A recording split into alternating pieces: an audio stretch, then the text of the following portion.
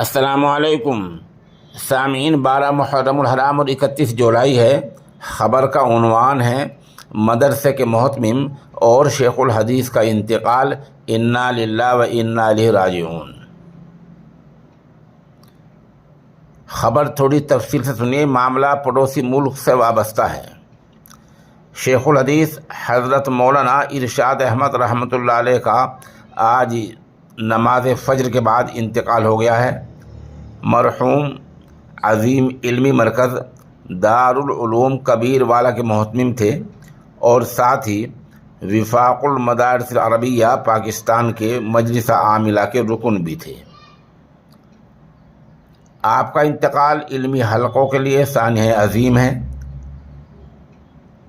حافظ عزیز احمد نے مرحوم کے درجات کی بلندی، مغفرت اور پسماندگان کے لیے صبر جمیل کی دعا کی درخواست کی ہے۔